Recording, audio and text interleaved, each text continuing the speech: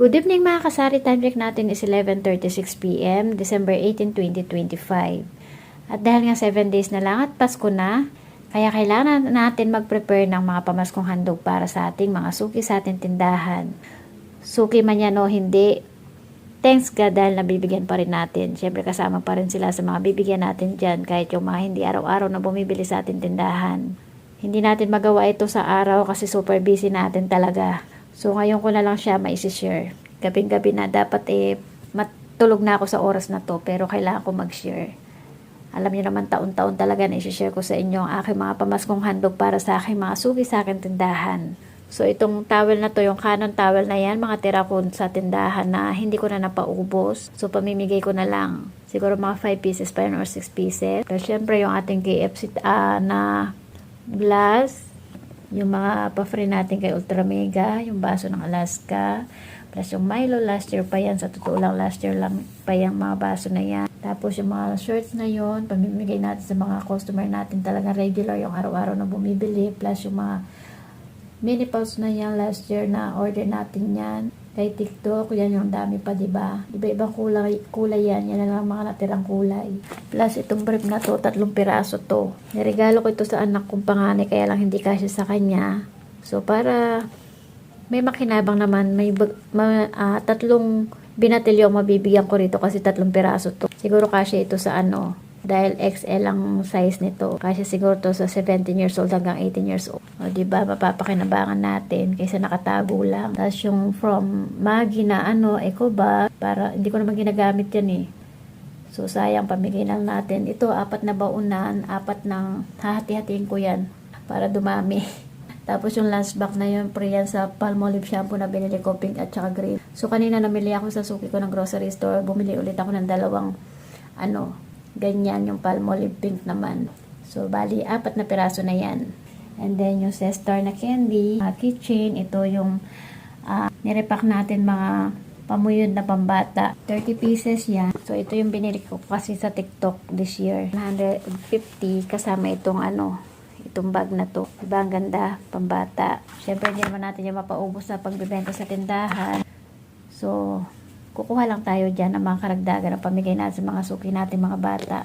And then yung pangkusina natin, ito yung wiper, pantubig at pangwalis sa loob ng bahay from TikTok. And then from TikTok din na pangkamot, 10 piraso yan.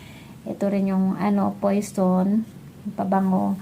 Plus ito rin yung toothbrush na yan, mga from TikTok din, kaka-order ko lang yan isang araw. Plus ito yung mga sa hotel na mga toothbrush, meron pang natitirang isang toothpaste na maliit at yung mga pabango pa 4 na piraso. So, bala ko ibigay sa mga regular customer ko talaga. Tsaka yun. Plus, ito pa yung mga clip na pambata na paninda rin natin sa tindahan na hindi na kaya mapaubos. Pamigay na lang natin. Meron din tayong kwintas na pambata plus yung hikaw na pambata. At meron din tayong sabitan ng ID.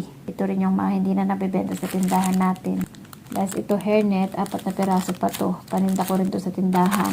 So, kaysa naka-stock, pamigay na lang natin 4 na piraso pa.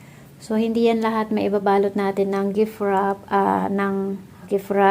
Siyempre, pipili lang natin dyan kung ano babalutin natin. So, thank you Lord. Kahit pa paano meron tayong may ibibigay ng pamaskong handog para sa ating mga suki, sa ating tindahan. Dahil talaga itong taon na to, 2025, sobrang hirap talaga ng buhay. Ang dami mga pagsubok na pinagdaanan talaga itong 2025. Kaya talagang todo tipid talaga ako.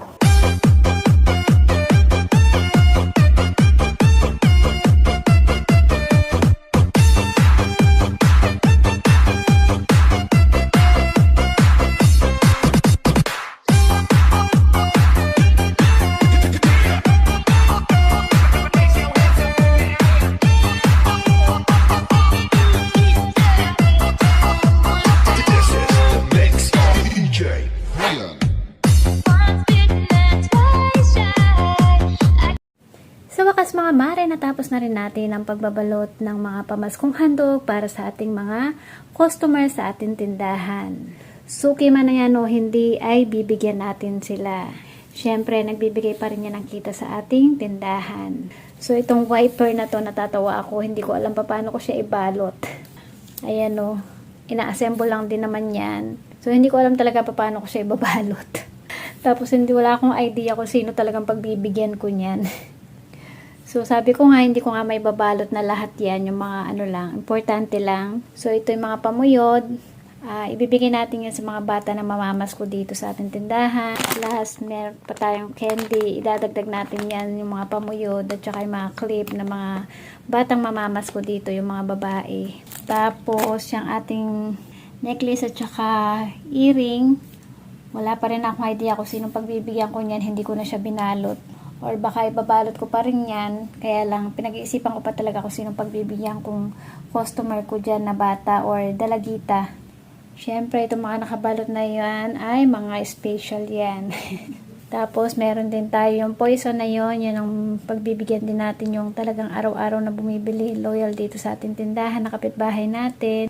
Sana maging masaya naman sila sa mga maliliit na bagay na aking bigay. So, super late na mga kasari, kumare. So, kailangan ko na magpaalam.